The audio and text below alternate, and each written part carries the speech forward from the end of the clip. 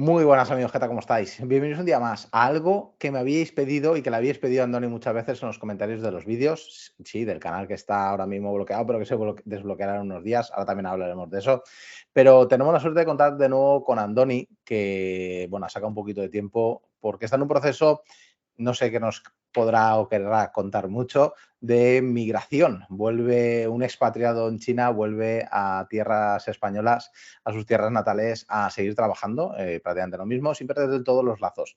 Y hoy queríamos retomar un poco ese resumen de estos 5 años, ¿no? De cómo ha cambiado todo en el panorama de los últimos 5 años, cuando Andoni y yo pues, empezamos a grabar vídeos, cuando se empezó a ver mucho el volumen de lo que estaba pasando en China y si ya anunciábamos y podíamos predecir que iba a ser una revolución importante para aquí, para Europa, para España también. Y nada, Andoni, ¿qué tal? ¿Cómo estás? Hola, muy buenas. Pues muy bien, sí, la verdad es que a falta de 3 días, 4 para marcharnos de China, que estamos en plena locura de despedidas, mudanzas internacionales y maletas, pero bueno, ya con ilusión y con ganas de volver a casa y bueno, teniendo en cuenta de que en cierto modo mi trabajo no va a cambiar demasiado, solo que lo voy a hacer desde otro sitio y mi relación con China seguirá manteniéndose. Vendré varias semanas al año y bueno, pues, con ganas de ver un poco a la familia, a los amigos y al entorno donde me crié. Muy bien. Bueno, Andoni, repasamos un poco de lo más antiguo a lo más nuevo. Oye, ¿cómo estábamos hace 5 años hablando de cómo iba a ir el mercado de los vehículos eléctricos en China? ¿Cómo se veía ya en China? Porque hace 5 años ya había marcas, no estaban todas las que son ahora, pero ya había marcas potentes. ¿Cómo fue el panorama que te encontraste tú cuando llegaste a China hace 5 años a nivel de movilidad? Porque igual se parece mucho al que puedes encontrarte ahora cuando vuelvas a España. No, ya era más moderno hace 5 años que el que es en España ahora. Estuve en verano en España y es como regreso al futuro. No, bueno, a ver. Ha cambiado mucho en 5 años. Hace 5 años todavía estaban la mayoría de marcas que habían hecho el esfuerzo, quizá equivocado, de hacer motores de combustión propios, como Chery, eh, cajas de cambios propias, como Great Wall Motors, como marcas como Way. Era una marca así, una startup que también hicieron sus motores de combustión y tal, ofreciendo coches prestacionales, pero claro, de combustión. Y ya se veía que empezaban a hacer coches bien. O sea, que esos coches ya encajaban en el mercado europeo del 2018, 2017, ¿no? Y, pero en esa época todavía los reyes eran pues Toyota, Volkswagen y muchos otros. De hecho, creo que era en 2016 lo que era PSA en esa época vendieron 2,5 millones de vehículos en China. Si no recuerdo mal el dato, que igual me equivoco, pero era uno de esos años. Y, y bueno, pues en esa época todavía nadie podía imaginarse lo que venía. Yo creo que todo empezó más o menos al comienzo de la pandemia, cuando empezó a escasear el tema de los chips, se empezó a mirar más a China y, y ahí fue un poco donde empezó a verse el boom, ¿no? Quizá también a nivel estratégico era el momento adecuado para las marcas chinas de sacar lo que tenían, viendo que las marcas grandes iban a tener problemas de suministro y tal, ¿no? Entonces, en 2019-20, todavía cualquiera en Europa que le contabas que las marcas chinas iban a venir con vehículos eléctricos muy top y que en 3 o 4 años las marcas chinas iban a inundar con producto de calidad en mercados europeos y demás, se reían de ti, literalmente, se reían de ti. Y aún recuerdo las caras de póker en reuniones laborales o con amigos y tal, cuando les contabas eso, te miraban como diciendo, este lunático ha venido aquí de China enamorado de ese país o algo y no dice más que sandeces, ¿no? Pues bueno, al final el tiempo ha dado la razón y no digo que sea ningún adivino, pero simplemente estaba aquí y lo veía venir, ¿no?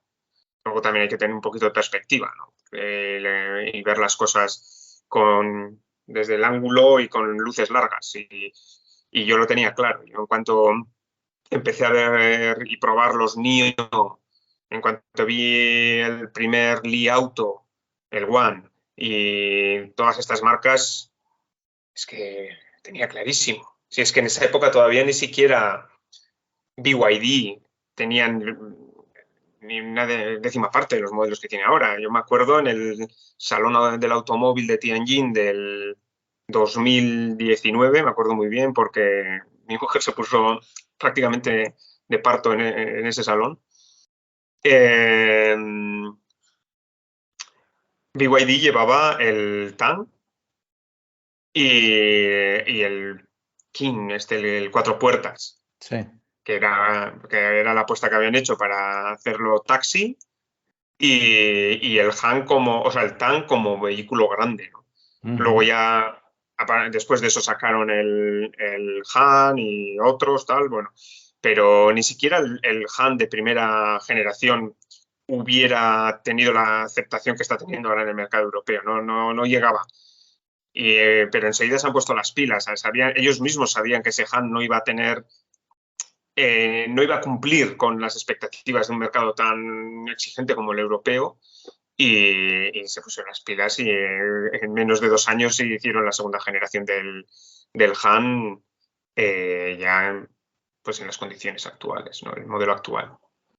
Oye, Andoni, te quería preguntar, ¿cómo ha cambiado China en ese aspecto en los últimos años? Desde el proceso en el que ellos, China en principio este año, en julio, iba a establecer una regulación parecida a la Euro 7 con ciertas restricciones, pero que se retrasó para motores de combustión, pero que se retrasó a finales de este año. ¿Cómo ha sido un poco el papel de China, según tu propia experiencia, de queremos que cada vez haya menos vehículos de combustión en las ciudades para reducir la contaminación en las ciudades? Lógicamente, el que viva en una aldea, en las montañas, no tenía ese tipo de restricciones. Pero ¿cómo ves que ha potenciado China la incorporación del vehículo eléctrico y cómo de ese ejemplo podría aprender Europa? ¿Con el castigo? ¿Con los incentivos? ¿Cómo crees que ha sido la combinación buena para que ciudades grandes en China cada vez tengan más vehículos eléctricos? Bueno, a ver, yo no creo que en China hagan las cosas por miedo al castigo. Es que no hay castigo en realidad. Si te compras un coche eléctrico no pagas impuestos de matriculación. Y además lo tienes que optar por la lotería, lo de la lotería es algo de aquí, pero en el resto del mundo también no pagan impuesto de matriculación los vehículos eléctricos, no es nada extraño. Y ni impuesto municipal tampoco, si no me equivoco, en España, ¿no? Entonces, bueno, pues es básicamente el mismo plan. El tema de las matriculaciones ya existía de antes, no es algo que pusieron para implementar el vehículo eléctrico. Y luego está el tema del ahorro de dinero. Es que el gobierno chino puso los medios. Os pongo cargadores a todos y vamos a apoyar a las marcas para que desarrollen el producto y lo vais a tener en el mercado. Entonces, a partir de ahora, las ventajas son las siguientes. Vas a tener un cargador en un radio de 300 metros desde tu casa, sí o sí. Uno o varios. A precios razonables. Y los coches eléctricos no le vamos a permitir a los fabricantes que los inflen de precio. Entonces, si te vas a comprar un ejemplo muy fácil, ¿vale? Que es un coche muy vendido, un Volkswagen La Vida en China, que valdrá unos 160.000 yuanes, una cosa así. 15.000 euros más o menos. Entre 15 y 20.000 euros, depende de la versión que elijas. Que es un coche que lleva en el mercado 15 años ya. Solo que le cambian de vez en cuando los faros, 4 cosas para actualizar. Y luego te viene BYD, te pone al mismo precio un vehículo eléctrico con 450 kilómetros de autonomía, con carga rápida o bueno, medio rápida, más o menos con acabados similares, con luces LED, con todo. Bueno, los BYDs que ya conocéis ahora ya Es que al final, ¿qué te compras? No. Que no es que les estén haciendo bullying a las marcas europeas, sino es que las marcas europeas siguen vendiendo los mismos coches que hace 10 años aquí. Los mismos. Entonces, ¿qué? O sea, ahora, a día de hoy, el Mercedes, por ejemplo, fíjate que es una marca puntera.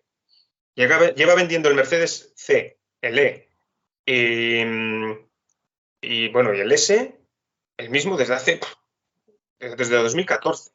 Ahora les han hecho un restyling al C y al E, pero que incluso en el restyling han economizado.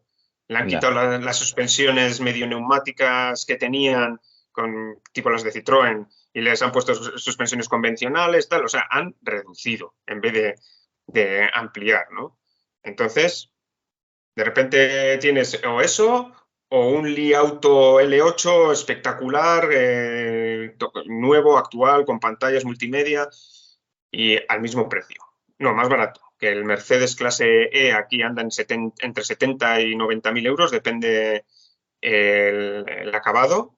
Y el Li Auto, el L9 tope de gama, vale en torno a 60, 62, 63.000 euros. Pues al final no han hecho nada especial, no han metido presión a la gente para que se compren, no han obligado, no te dan premios de crédito social por comprarte un coche eléctrico. Es una elección de la gente. La gente sabe que los coches contaminan. Aquí llevamos ahora una semana de smog inaguantable, insufrible. O sea, hoy no hemos bajado de 200, del PM2.5 de 200. Wow. Entonces, o lo solucionas o tus hijos van a poder tener enfermedades respiratorias.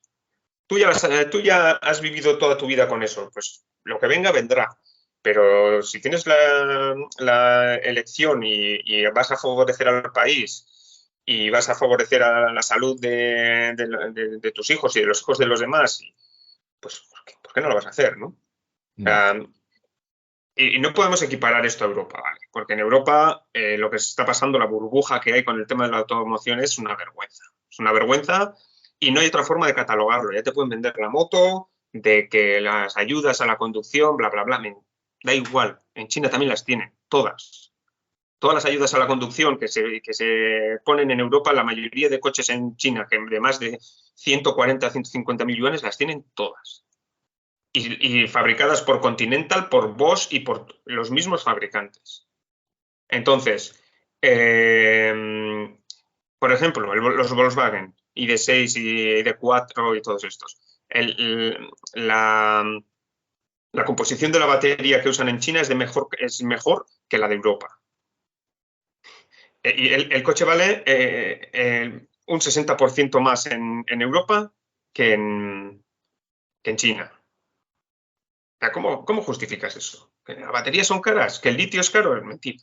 El litio está al mismo precio para los chinos que para los europeos. Porque es un precio estándar. Es como el oro, la plata y como todo, otras cosas. Entonces, ¿crees que en parte es por los precios inflados y por falta de infraestructura?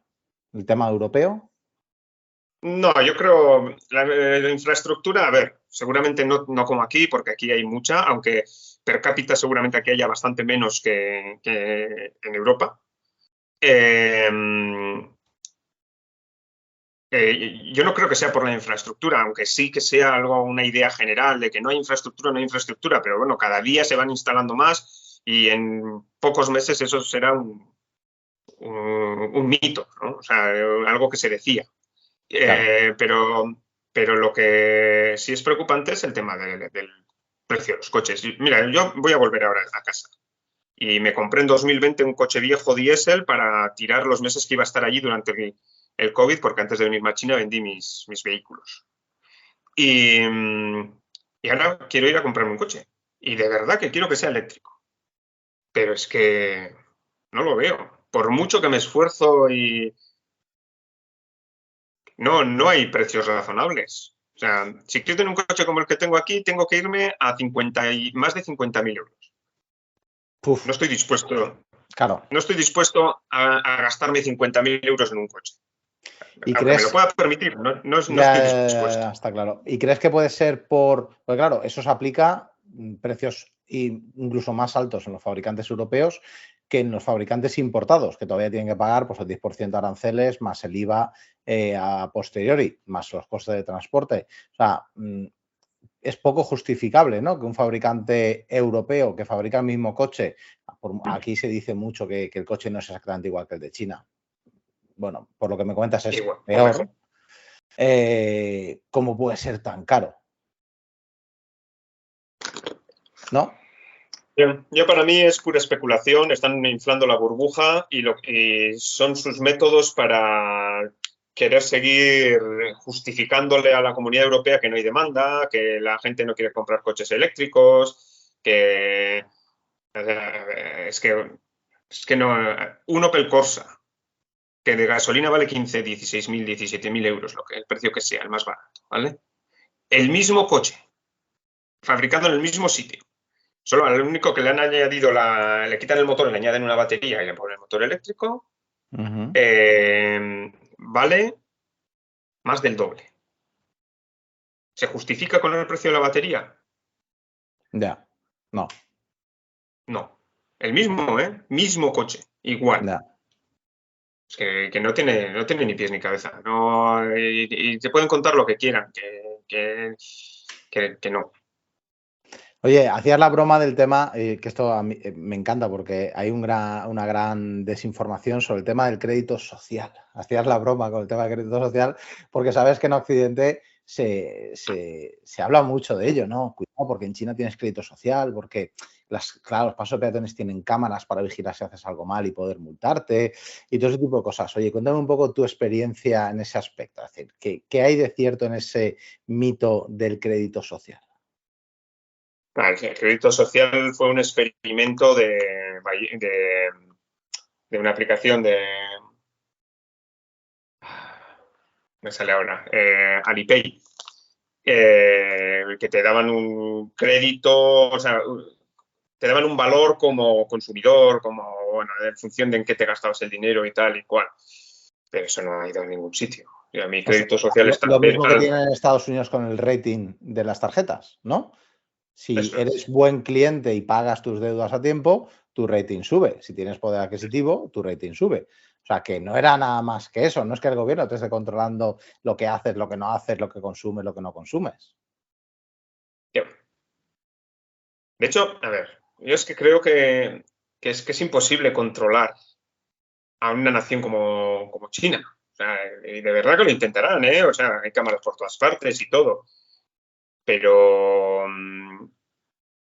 las cámaras por todas partes, si tú crees que las usan para controlar a la gente y para buscar a las personas que ellos quieran y tal, mira, te voy a dar un dato muy sencillo. Aquí hay un grave problema, una de las pocas delincuencias públicas que quedan así mediáticas es el tema de robo de niños.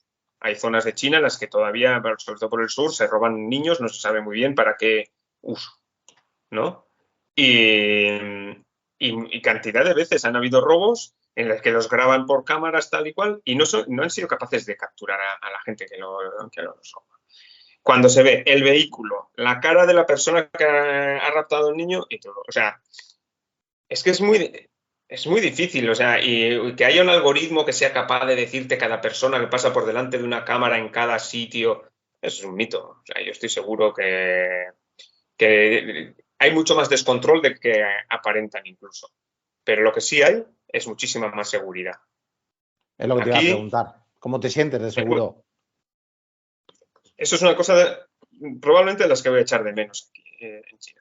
Aquí te puedes levantar en la cafetería, en la terraza, dejar el móvil, las llaves y el bolso en la mesa, irte a pedir el café dentro, ¿sales? Y tu bolso, tu móvil y todo estará ahí.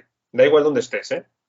Y lo mismo, o sea, es que el nivel de seguridad es una locura y cuando te acostumbras a ello, luego cuesta cuesta darle la vuelta. Y de hecho, cuando estuvimos en Europa en verano, hicimos algo de turismo en algunas ciudades y te entraba un poco de paranoia ya, ¿no? Lo de la cartera, la mochila, el bolso, ¿no? Era...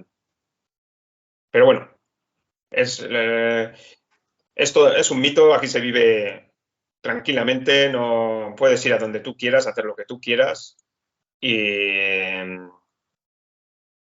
no hay nadie que te esté vigilando o al menos que te vaya a perseguir por hacer cosas políticamente incorrectas. Vale. Ya. Vale, vale. No, es bueno porque hay mucha leyenda urbana negativa y bueno, yo, a ver, solo he estado una vez en China, que fue en Shanghai cuando nos vimos en abril. Creo que voy 2 veces más el año que viene ya, está más o menos cerrado, posiblemente para el salón y posiblemente después para otro evento. Y yo la sensación que tuve es de completa tranquilidad al moverme por el país.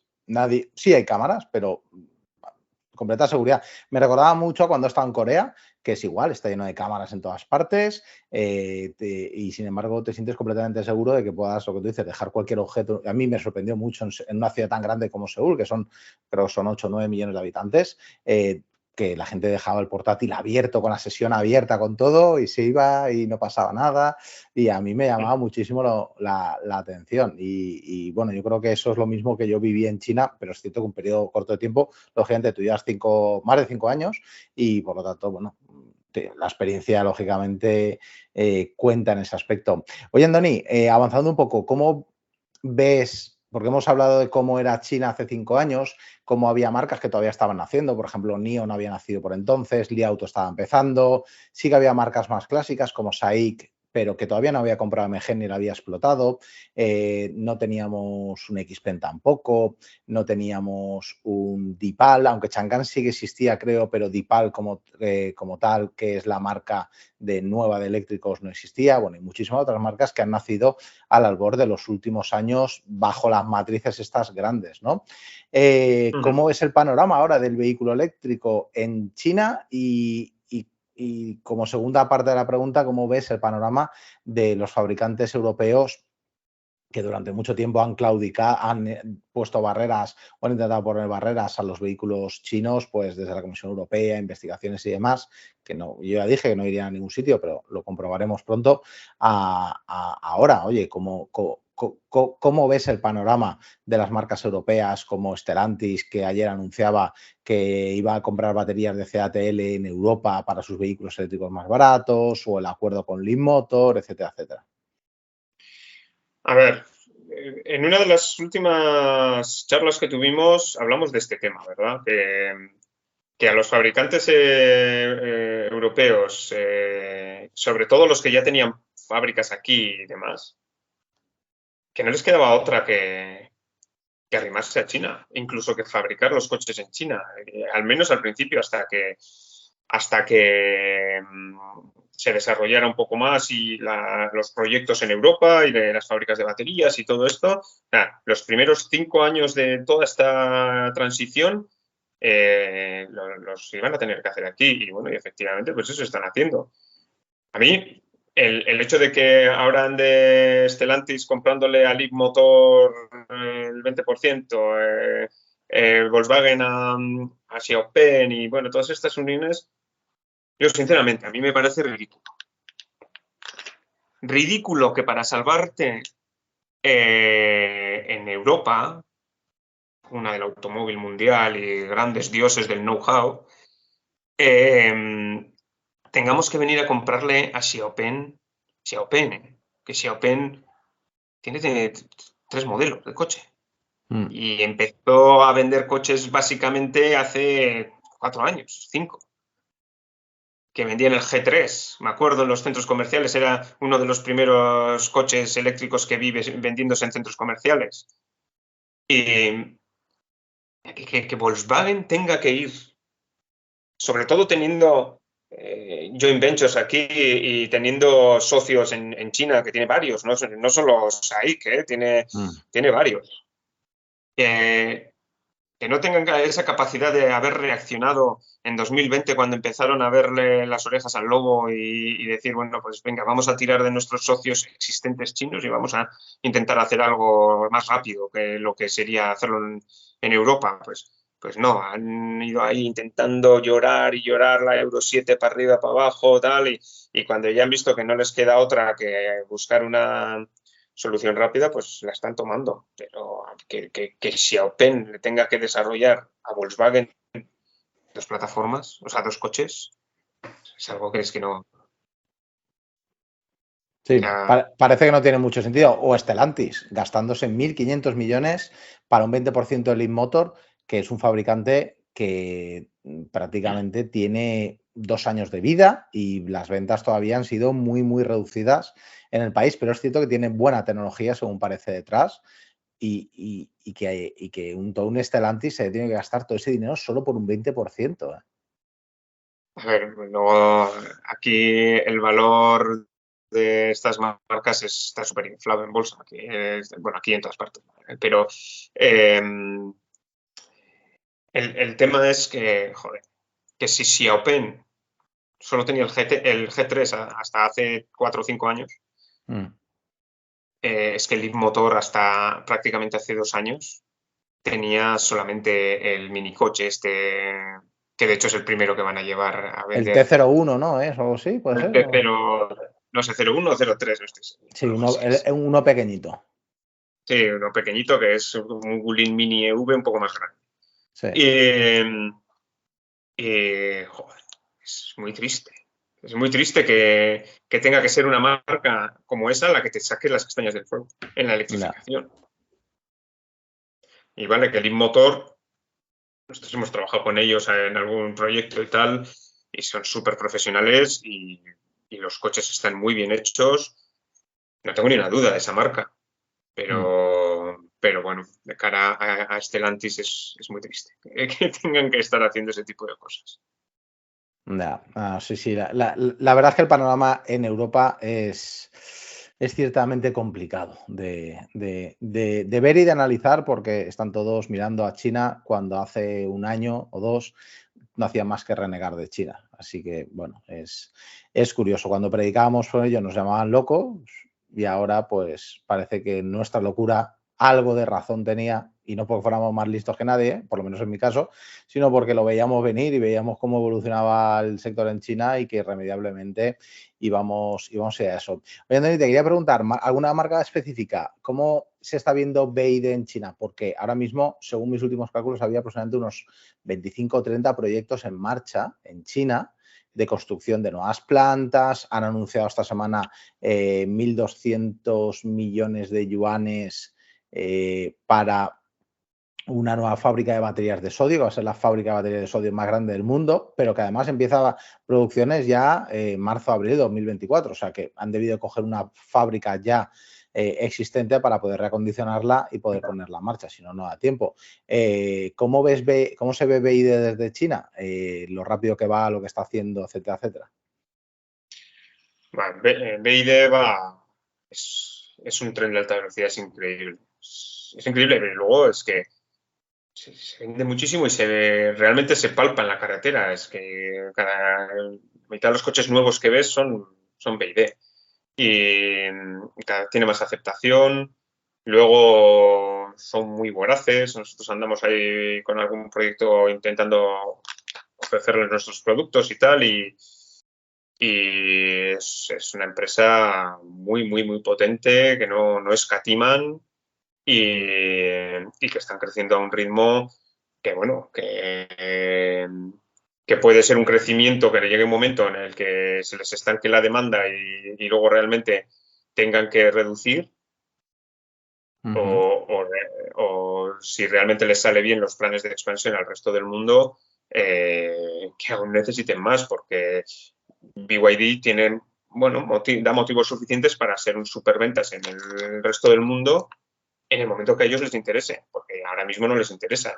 Vendiendo al precio que lo están vendiendo, ya están casi al nivel de las marcas europeas. Entonces, eso quiere decir que no les interesa. Si BYD al ritmo que los fabrica y el coste que les sale cada coche, que vendiéndolos al precio que los vende en China les sacan beneficio a cada unidad y tal y cual, podría ya estar haciendo las Américas, pero bueno, claro, es que BYD tiene que también controlar su demanda interna, que es altísima, y no puede de repente empezar a dar plazos de entrega de 1 año y medio para los coches.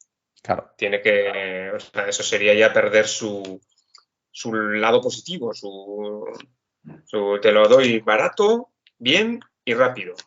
No. Bueno. Pero sí, BYD, aunque no es mi marca favorita china, yo creo que va a ser muy difícil de parar en un futuro a medio plazo. Muy bien. Bueno, ¿y cuál es, ya que lo has dicho, cuál es tu marca eléctrica favorita china? Si lo puedes A ver, confesar. es difícil.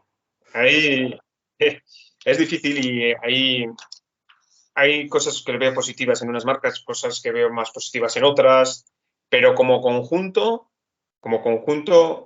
a mí me gustan las marcas del grupo Geely, porque me parece que hacen un producto de buena calidad. Para un público más amplio tienen diferentes gamas de modelos de vehículos para gente joven, para gente mayor, las diferencian bien, marcas diferentes, y luego se ve que fabrican con buena calidad, ¿no? Que en otros modelos se ven coches que son muy vistosos y tal, pero, pues por ejemplo, a mi gusto BYD tiene falta calidad en algunos aspectos. Y en ese aspecto, para mí, Geely tiene mejores plataformas, mejores carrocerías, mejores acabados, mejores terminaciones de los coches y luego las calidades de los focos, de las luces, de todo esto, de las pantallas interiores.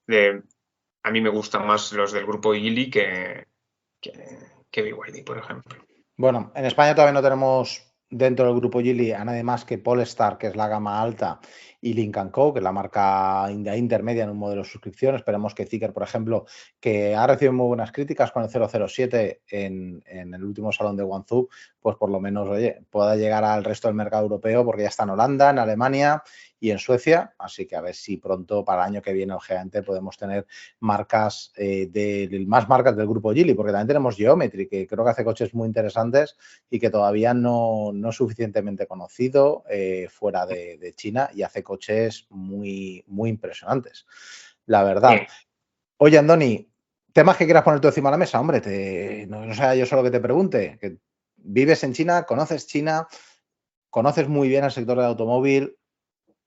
¿Qué dudas te genera ahora mismo el sector del automóvil en China, en Europa? ¿Cuáles son tus grandes inquietudes en ese aspecto? Bueno, a ver, en Europa ahora mismo está habiendo inversión. A ver, corriendo o no, se están preparando las marcas, ¿vale? Eso lo vemos porque nuestra parte europea está a tope de trabajo y casi todos los proyectos son de electrificación, de híbridos, o sea, las marcas se están poniendo las pilas.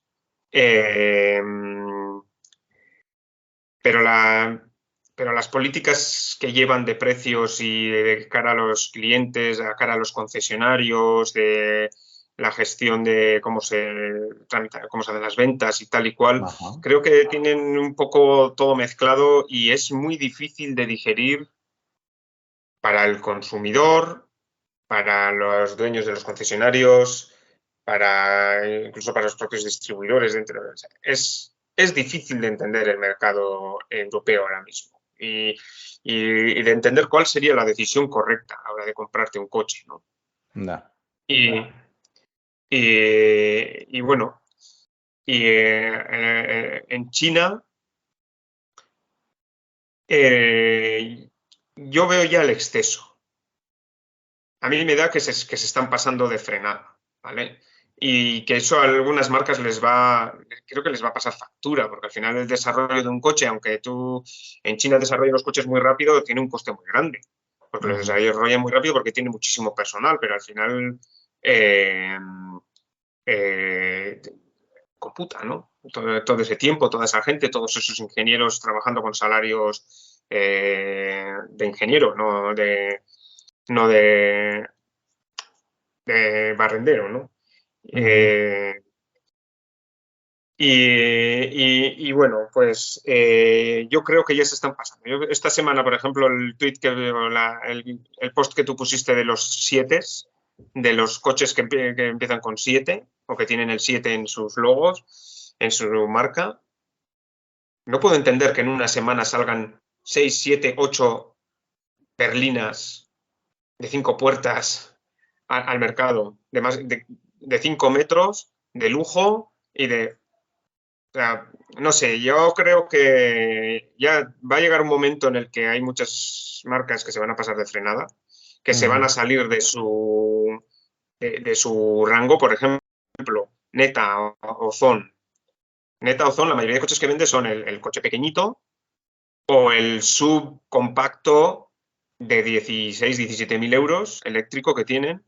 Y sí, ahora han sacado el coupé y el Neta S, que es un coche que está muy bien, pero ya tienen un precio que si el que se vaya a comprar ese coche ya se va a otros modelos, ¿no?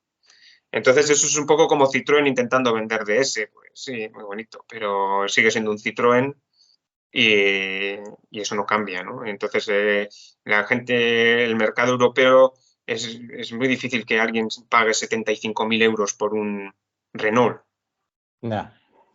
Pues más o menos eso aquí pasa lo mismo. Y el que se puede permitir gastarse 60.000 euros en un coche, eso lo va a gastar en un coche de marca generalista. Entonces, en esta carrera de que ahora todos sacan coches de lujo, coches de no sé qué, coches de 5 metros, berlinas, tal, yo creo que ya me huele a la burbuja que hubo, por ejemplo, con el bike sharing, que de repente salían miles de marcas, se fabricaban millones de bicicletas a la semana, las ciudades llenas de bicicletas, tal, que al final, ¿qué pasó? Competían, bajaban el precio, la mitad de las marcas se arruinaron y han quedado 2 en todo el país y ya está. Y yo creo que, en cierto modo, se está repitiendo ese fenómeno, ¿no? O sea, salen muchas marcas, bajan los precios cada vez más y más y más porque es un argumento, porque más o menos todos ofrecen lo mismo, y va a llegar un momento en el que va a estar tan saturado el mercado que algunos van a tener que caer. Ya. Entonces, ¿crees que va a haber bueno, siempre se ha dicho que iba a haber criba de marcas? De hecho, últimamente hemos visto pues Wellstein que ha presentado quiebra, pero luego no quiebra y demás, está en una situación complicada. iWays, que lleva, no sé si lo recuerdas, desde abril, el Salón del Automóvil de Shanghai, que tiene oficinas de Shanghai cerradas, la factoría cerrada, pero en Europa siguen haciendo publicidad, yo no lo acabo de entender. Y luego lo último reciente ha sido pues 2 marcas grandes como HiFi que ha recortado personal, y también NIO, que ha recortado un 10% del personal en todo el mundo, ¿no? Lógicamente, a veces pasarse frenadas es muy fácil, contra deuda y demás, pero luego sacar los resultados no es tan fácil. ¿Crees que veremos todavía más aglomeración de marcas que desaparezcan o que sean compradas y absorbidas por otras? Porque, por ejemplo, Neta, que comentabas, ha anunciado que viene a España para el año 2024 ya. No sabe todavía el formato, con quién y muchos detalles, pero dice que viene, y a veces no sé si va a ser como un estilo iWays, que es una salida, no vendo en mi país suficiente, me voy a vender a otros mercados donde no tengo tanta competencia y a ver qué tal funciona. A ver, bueno, Neta es una marca que hace coches generalistas que están muy bien, ¿eh? Yo creo que Neta, los modelos pequeños, de hecho, van a empezar con el peor, o sea, con el que menos se va a vender, porque van a tener que ir es un coche que aquí se vende entre 30 y 45.000 euros, algo así, depende la versión. Y eso cuando lo pongas en Europa se va a ir a los 55, 60.000 o más. Y claro, pues, no van a vender 3. Entonces, bueno, yo creo que la idea es llegar allí, hacer el marketing inicial de marca, posicionando un coche deportivo, eléctrico, con estética agresiva y de precio muy alto. Y cuando y cuando ya tengan un poco de nombre de marca, meter modelos más económicos, pero ya intentando posicionar la marca como una marca de un poco más lujo, un poco más deportiva, ¿no? Esta es la Ya. estrategia fácil, es lo que todo el mundo haría. Pero bueno, al final el sitio de Neta es vender el Neta pequeñito y el Neta, el sub B, sub C, no sé qué exactamente qué tamaño tiene. Pero, y eso, esos coches podría venderlos muy, muy bien en Europa. Si se pusieran con todo y un precio razonable, venderían muy bien. Porque son Sí. coches que están bien y están bien equipados y el multimedia, pues bueno, no te vas a esperar el de un Tesla, pero al precio que que podrían venderlos es más que suficiente, ¿no? Es lo que te quería preguntar. He visto últimamente dos tendencias claras. Aparte de los muchos sedanes nuevos que están saliendo para competir contra el Tesla Model 3 recién rediseñado, he visto dos tendencias claras. Los MPV para vender a grandes corporaciones ejecutivos, tanto en China como en Europa, desde Lexus con híbridos como modelos eléctricos de muchas otras marcas. Tenemos XPeng, tenemos Volvo, tenemos BYD, tenemos bueno, muchísimas marcas. Pero creo que algo que no ha llegado todavía al mercado europeo y que creo que puede ser una clave de volumen de ventas para el año que viene, son los microcoches en ese sentido. Coches que te permitan, como el Maomi que se presentó hace poco, ¿de quién era? De FAW, creo que, no, de Dongfeng.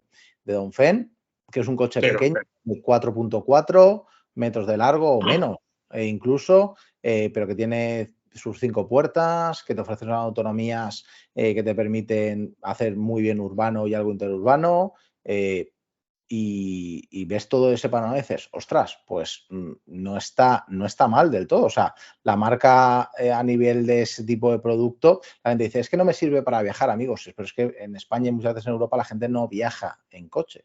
Viaja en tren, viaja en avión o viaja en autobús incluso, pero no viaja tanto en coche la mayoría de las personas, o te puedes alquilar un coche para una semana de vacaciones que tienes al año con suerte, tal y como están las cosas. ¿Crees que puede haber esa avalancha para el 2024 a nivel europeo de esos coches pequeños que se venden muy bien por precios en dólares debajo de 8 o 9 mil dólares en China, con unas autonomías de 200 kilómetros, los más pequeñitos, y que para ciudad e interurbano son perfectos? para mí tienen mucho futuro. O sea, y de hecho, urbano interurbano, o sea, es que lo del mito de viajar.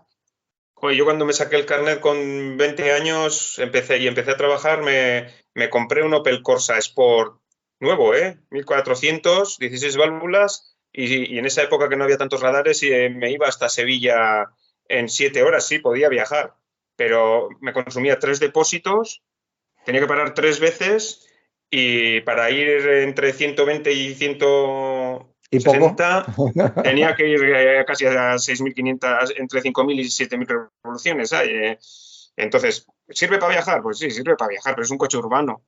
Claro. Entonces, o sea, en el eléctrico vas a ir hasta más cómodo. Otra cosa es que te tengas que parar 3 veces más que con un Tesla Model S, pero a ver, servir para viajar, pues igual que un Opel Corsa, un Seat Ibiza o un Volkswagen Polo. Igual, igual. Y Y no, pero al final, la media, hay muchas familias que tienen un coche grande y luego un coche pequeño. Pues el coche pequeño, en vez de ser un caldero gasolina 3 cilindros que vibra y hace ruido, pues puede ser un eléctrico con el que te vas a ahorrar un montón de dinero en desplazamientos cortos, urbanos e interurbanos, que es donde más consume cualquier coche, ¿no? claro.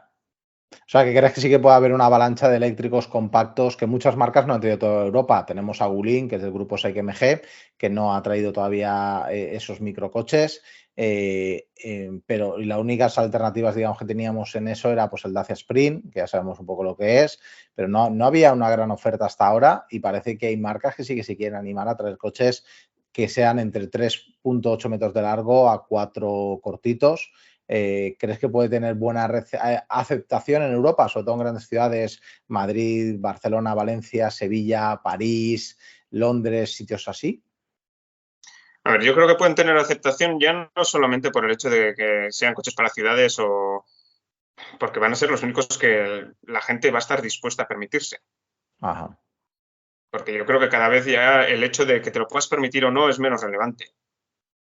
O sea, yo aunque pudiera comprarme un coche de 100.000 euros ahora, pues no me compraría un coche de 100.000 euros que hace 3 años valía 50.000, Ya. porque es una burbuja. Estoy pagándole una burbuja, estoy pagando una burbuja.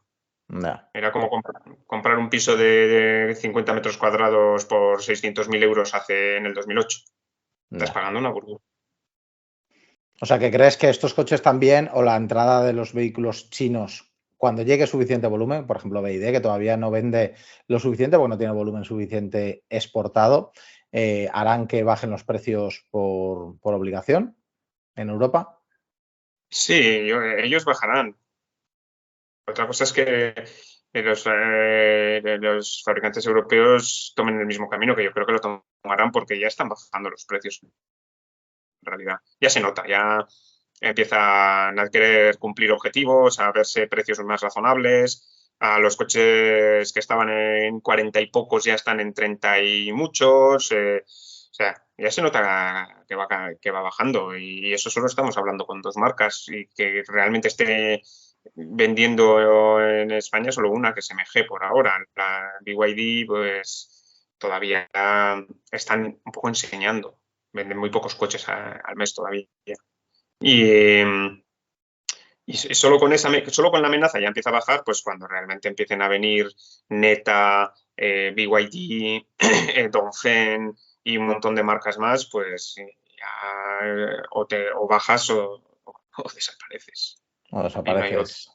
Ya, está claro. Oye, Andoni, un poco para terminar, que llevamos ya 46 minutos de grabación y me sabe mal que estás preparando con todos los preparativos para la mudanza y demás, y si no, tu mujer cuando llegue a España me va a echar la bronca. Andoni, deseos, siempre digo, deseos, estamos a 22 de noviembre, la Navidad a la vuelta de la esquina, España ya está iluminada de Navidad, gastando ahí energía a tope. Deseos para el año 2024. ¿Qué pides? ¿Qué deseas? Creo que el primer regalo ya te llega, que es volver a España, ¿no? Que la familia lo necesita, más que tú, creo. Sí, sí, sí. Bueno, a mí ya sí que es cierto que he viajado mucho por trabajo en mi vida, y siempre lo he tolerado muy bien, pero ya sí que es cierto que este quinto año me ha costado bastante, sobre todo desde verano hasta ahora. Y, y bueno, pues el deseo que tengo es que volvamos a casa, que la familia empiece a hacer una vida normal, más normal, vuelta un poco a los orígenes, que cuando estás fuera tanto tiempo, pues lo que se echa de menos es lo básico, no echas de menos grandes cosas, echas de menos a la familia, a los amigos, a los hábitos que tenías antes de irte, ¿no? Porque al final no esperas grandes cosas de volver a un pueblo de Guipúzcoa. Ya. Pero bueno, yo ojalá en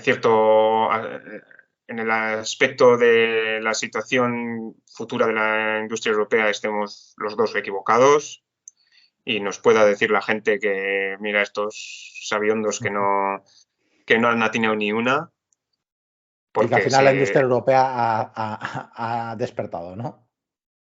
eso sería buena señal, y que sigamos manteniendo nuestra potencia industrial, y sobre todo los trabajos y el nivel de vida, ¿no? Que no te das cuenta de lo valioso que es hasta que no lo tienes o lo pierdes. Entonces, que la cosa mejore un poco, que se estabilice políticamente, que desde aquí lo que puedo seguir de la política y la crispación social que hay en España, considero sinceramente que es una lucha de poderes simple y llana, y que no merece la pena, y que todo se asiente y empecemos a mirar hacia adelante y en el bienestar de todos, no de unos ni de otros. Pues bueno, a ver si es verdad.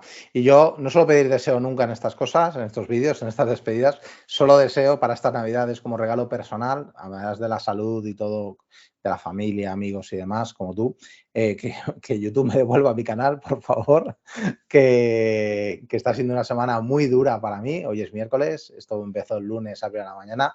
Está siendo muy dura, lo estoy pasando bastante mal y nada, que todo vuelva un poco más a la normalidad, que estaba yendo todo muy bien y que por algún error de un robot alguien ha decidido que mi canal tenía contenido peligroso de... Ay, mira, y se apaga la cámara.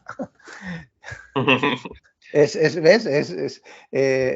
Cosas que pasan. Y que el robot se equivocó pensando que tenía contenido peligroso en mi canal, que hablo de coches y de pruebas de coches o hago entrevistas contigo y con muchos otros profesionales del sector del automóvil. La verdad, un tema delicado. Pero bueno, gracias, Antonio, por dedicar este ratito. Eso te pasa por hablar bien de China y mal de Europa. Ahí donde no se controla a nadie, te han controlado. Es verdad, ¿no? Quizás la censura está en Europa en lugar de estar en China, ¿no? No sé. Yo he publicado algunos cuantos vídeos en China y más que voy a publicar en chino y nunca he tenido ningún problema de libertad de expresión. Es curioso. Y en Europa el bot por lo menos ha reconocido que tenía algo peligroso que decir. No sé. Supongo que... No sé. Bueno, No sé. Cosas que que lo pasan. recuperes pronto, que es mucho trabajo, que parece sencillo que es solo un canal de tal, pero esto es un canal con mucha gente, mucho contenido y muchos años de trabajo en él. O sea que... Pues sí, oye Andoni, muchas gracias. La próxima vez que nos veamos y hablemos, estarás ya en España, así que todo el viaje de vuelta a España vaya bien, que la mudanza y todo, que no pierdas nada, que todo vaya genial. Y hablamos pues próximas semanas, porque en próximas semanas ya estarás por aquí y esperemos ya con el canal abierto de nuevo y todo eso, poder seguir hablando, incluso a ver si nos animamos y nos juntamos a medio camino entre Guipúzcoa y Valencia y hacemos algún directo o alguna entrevista así, pero en persona, que quizás podría ser súper interesante y encima de algún coche eléctrico. O sea que, como siempre, gracias, Andoni. Espero que tengáis muy buen viaje de vuelta. Nada, un saludo a todos. Nos vemos pronto. Hasta luego.